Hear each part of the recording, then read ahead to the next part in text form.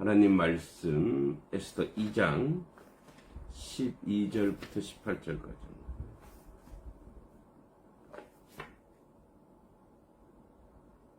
에스더 2장 12절부터 18절까지입니다.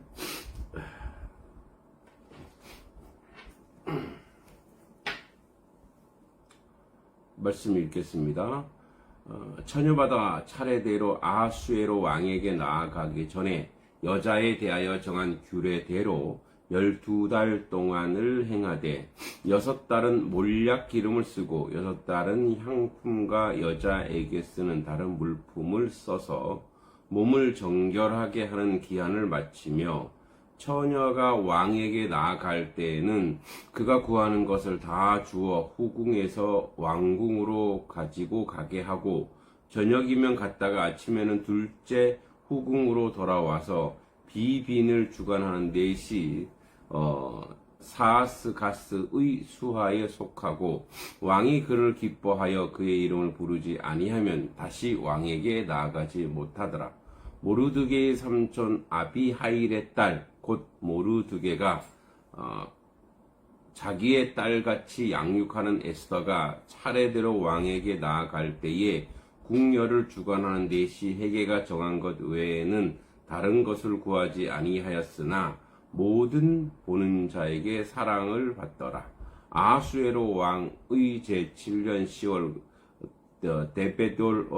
데벳월에 에스더가 왕궁에 인도되어 들어가니 왕 앞에 나가니 왕이 모든 여자보다 에스더를 더 사랑하므로 그가 모든 처녀보다 왕 앞에 더 은총을 얻은지라. 왕이 그의 머리에 관을 씌우고 와스디를 대신하여 왕후로 삼은 후에 왕이 크게 잔치를 베푸니 이는 에스더를 위한 잔치라. 모든 지방관과 신하들을 위하여 잔치를 베풀고 또 각 지방의 세금을 면제하고 왕의 이름으로 큰 상을 주니라. 아멘.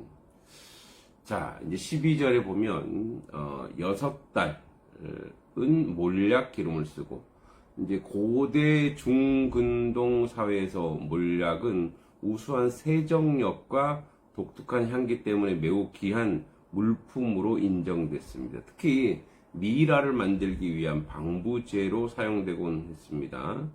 이것은 이제 남아라비아 지역에서 발견되는데 어떤 나무의 향내나 수액이 그 원료며 고체 혹은 액체 상태로 사용되었던 거죠. 그러니까 이제 왕에게 나아가기 전에 이제 몸을 정결케 하는 그런 약을 썼다는 것을 알 수 있죠. 향품도 향료를 여러 가지 향료를 통틀어 가리킵니다. 아마 여자들에게 쓰는 다른 화장품 종류를 써서 이제 몸을 정결케 하는 그런 이제 기한을 다 마친 거죠. 그러니까 왕에게 나가는 어떤 그 몸을 깨끗하게 하는 그런 이제 기간이 끝난 거죠. 그래서 처녀가 왕에게 나아갈 때 그 구하는 것을 다 주어 후궁에서 왕궁으로 가지고 가게 하고, 그러니까 처녀는 이제 처녀가 자신을 정결케 하기 위해 1년을 보낸 뒤 자신의 차례가 되면 왕과 동침하기 위해 왕에게 나아가는 것을 가리킵니다. 그러니까 왕의 명령에 의해서 왕궁으로 선택되어 들어온 처녀들은 비록 자신을 정결케 하는 데 필요한 1년이 지났어도 자신의 차례가 되어야 왕에게 갈 수 있었습니다. 추측해 보건대 그 차례는 누가 왕궁에 먼저 들어왔는지 여부로 결정되는 거죠. 따라서 수산에 살았던 에스더보다 일찍 수산궁에 들어갔을 것이며, 수산에 살았던 사람들은 또 왕에게 들어갈 수 있는 차례도 인도 등 먼 지역 출신 처녀보다 훨씬 좀 빨랐던 것으로 추정합니다. 자, 그 구하는 것을 다 주어 이제 후궁에 있다가 왕궁으로 들어가 왕과 동침할 차례가 된 처녀들은 왕에게 잘 보이는 데 필요한 모든 장식품이나 화장품을 다 요구할 권리가 있었던 거죠. 자, 14절에 저녁이면 갔다가 아침에는 둘째 후궁으로 돌아와 비빈들을 주관하는 넷이 사스카스 수하에 속하고 왕이 저를 기뻐하여 그 이름을 부르지 아니하면 다시는 왕에게 나가지 못한다. 그러니까 왕과 이제 동침한 후에 왕이 마음에 들어하지 않으면 이제 영영 이제 왕과 함께할 수 없는 거죠. 어쩌면 가혹하죠. 한번 하룻밤을 자고 왕에게 버림받은 거니까. 자, 아침에는 둘째 궁으로 돌아와서 일단 왕과 동침한 처녀들은 왕에게 나가기 전에 대기하던 후궁이 아닌 또 다른 내시가 가난하던 후궁으로 가서 살아야 했습니다. 이 둘째 궁으로 들어 살게 되면 비빈들보다 더 엄격한 감독 아래 놓이게 되어 있는 거죠. 뭐 우리도 궁녀들이 그렇게 살았듯이. 자, 비빈을 주관하는 내시 사스카스는 왕에게 나아갈 처녀들이 대기하던 처소를 관할하던 해계보다 한 등급 높은 신분의 내시였을 것입니다. 이 같은 추측은 궁궐 내 여자들의 숙소 중 왕후의 처소가 제일 중요시 되었고, 그 밑으로 왕과 이미 동침한 경험이 있는 후궁들의 처소, 그리고 제일 마지막 차례를 기다리는 충분히 가능성이 있습니다. 한편 비비는 구약성경 흔히 첩으로 번역되는 단어죠. 자, 이름을 부르지 아니하면 왕에게 나아가지 못하더라. 대부분의 처녀들이 다시 왕의 보령을 받지 못했을 것입니다. 따라서 그 여자들은 왕과 한 번 동침 후에는 실질적 가부가 되어서 평생을 후궁의 저소에서 생을 마쳐야 하는 비극적 인생이죠.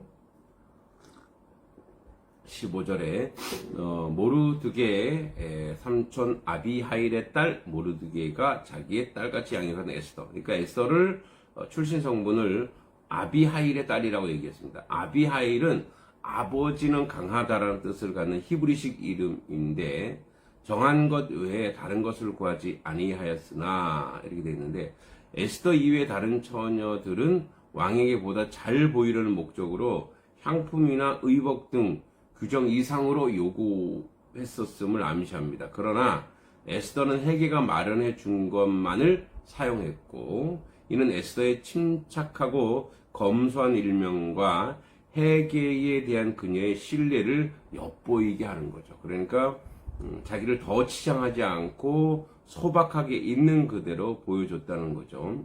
모든 보는 자에게 이제 사랑을 받았다는 거죠. 문자적으로 모든 보는 자 눈에 그대로 해석하면 은혜를 얻었다입니다. 즉 에스더를 본 사람들은 모두 그녀에게 호의를 갖게 되었음을 말하죠.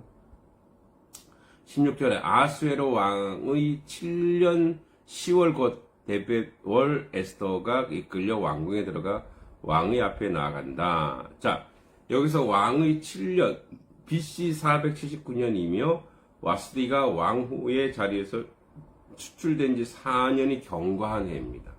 아하수에로 왕이 이처럼 4년간이나 왕후의 자리를 비워둔 까닭은 그가 왕후를 폐위시킨 직후 그리스와의 전쟁을 시작했기 때문이고, 그는 그 같은 심각한 대외적 문제로 인해 왕후를 다시 세우는 등 대내적 문제에 관심을 기울일 겨를이 없었을 것입니다. 그러나 전쟁이 끝남으로 특히 아하수에로 왕은 그 전투에서 패배했기 때문에 마음의 상처를 달랠 목적으로 왕비를 다시 세우는 일에 열심을 품을 수 있었던 것입니다. 10월 곧 데베롯은 10월은 종교력이고 민간력으로는 4월이고 또한 태양력으로는 12월 중순부터 1월 중순까지입니다. 그런데 이 데베돌이라고 하는 달 이름을 바벨론 사람들에 의해서 사용되었던 것으로 구약 성경에서 여기만 유일하게 나오는 그런 표현입니다. 자, 17절 왕이 모든 여자보다 에스더를 더욱 사랑하므로, 자, 저가 모든 처녀보다 왕 앞에 더욱 은총을 얻었다. 그리고 왕이 그의 머리에 멸관을 쓰고 와스를 대신해 왕으로 삼았다. 이렇게 됐습니다. 여기 모든 여자는 와스디가 폐위되기 전부터 있었던 후궁들과 또 새로이 선택되어 수상궁에 들어와서 이미 아하수에로 왕과 잠자리를 같이 한 적이 있는 비빈들과 함께 가리키는 것일 것입니다. 이 모든 처녀보다 더욱 은총을 얻었다. 그래서 모든 처녀는 이미 아하수에로 왕과 순서에 따라 동침했었던 여자들로서 왕후 자리를 놓고 에스더와 경쟁을 벌였던 경쟁 상대죠. 그러나 아하수에로 왕은 그녀들에 대해서 별 호감을 갖지 못했습니다. 한편 더욱 은총을 얻은지라는 에스더의 내면적이고 그리고 외면적 아름다움이 왕을 사로잡은 것을 가리킵니다. 즉 아하수에로 왕은 에스더를 여러모로 살핌으로 그녀가 왕후에 오를 수 있는 적격자임을 깨닫고서 더 이상 다른 처녀를 만나보지도 않고 즉각 결정을 내린 거죠. 왕이 크게 잔치를 베푸니 이는 에스더를 위한 잔치라 모든 방백과 신복을 향응하고 이제 잔치를 베풀고 각도의 세금을 면제하고 왕의 풍부한 크게 상을 주니라. 자, 에스더를 위한 잔치가 이제 시작됐죠. 자, 두 번째 잔치인데 첫 번째는 와스디를 거의 폐위하는 잔치고 두 번째는 에스더를 위한 잔치입니다. 페르시아 왕들은 큰 경사가 있을 경우에 의례 잔치를 열었습니다. 본문의 잔치는 에스더의 명예를 높이기 위한 잔치 혹은 에스더가 왕후에 오른 것을 경축하는 잔치 등으로 이해될 수 있는 것입니다. 어떻든 아하수에로 왕은 큰 잔치를 베품으로 에스더가 새로이 왕후의 위에 올랐음을 온 백성들에게 알리고자 했습니다. 여기 모든 방백과 신복이 나오는데 이들은 왕의 수하에 있는 여러 계층 신하들을 총망라하죠. 각도에서 세금을 면제하고, 자, 이 세금 면제하다 이 말은 휴식하다, 안식하다 라는 거죠. 그러니까 휴식하고 안식해서 공포하다 이 말은 공휴일로 정했다는 거죠. 면제도 해주면서. 그래서 국가의 특별한 행사와 관련하여 특별한 사면이나 세금을 면제해서 왕에 의해 시행되는 일은 이제 동서고금을 역사를 통해 흔히 존재했던 점에서 나오는 내용이죠. 그러니까 그 정도로 에스더를 얻은 것에 대해서 왕이 충분히 기뻐했다라는 거죠. 그래서 이제 상도 주어서 많은 가난한 사람들에게 먹을 것을 주어서 큰 혜택이 있었다는 거죠. 그래서 에스더가 왕후가 됨으로 인해서 왕과 이제 백성들과 모두가 기뻐하는 잔치, 모두가 즐거워하는 잔치가 되었다라는 거죠. 아마도 하나님 나라의 잔치가 이러지 않을까 싶습니다. 모두가 흥겹고 즐거운 잔치가 되었던 것이죠. 우리는 오늘도 하나님이 하루를 주셨습니다. 하루를 살게 하셨습니다. 어떤 삶이고 어떤 모양인지 모르지만 모두에게 유익되는 그런 잔치와 같은 축제와 같은 하루가 되기를 소망합니다. 이 날은 하나님이 허락한 날이고 하나님이 주관하는 날이고 하나님이 통치하는 날이기에 하나님의 복과 은혜 가운데 거하는 우리의 삶의 모습이 되기를 원합니다. 때로는 어려움이 있고 아픔이 있고 고난이 있고 고통이 있을지라도 그 모든 것을 주님께 올려드리고 주님이 해결해 주실 줄 믿고 우리의 삶의 모든 영역에서 에스더에게 베풀었던 왕의 잔치처럼 우리로 하여금 우리에게 주님이 주신 축복의 그 하늘나라 잔치로 말미암아 우리 주변의 모든 사람이 복받는 복의 중심이요 뿌리가 되는 삶의 모습이 되기를 간절히 소망합니다. 기도하겠습니다. 하나님 아버지 은혜 감사합니다. 오늘도 우리에게 하루를 주셨습니다. 이 하루가 잔치와 같은 위대한 하루가 되게 하소서.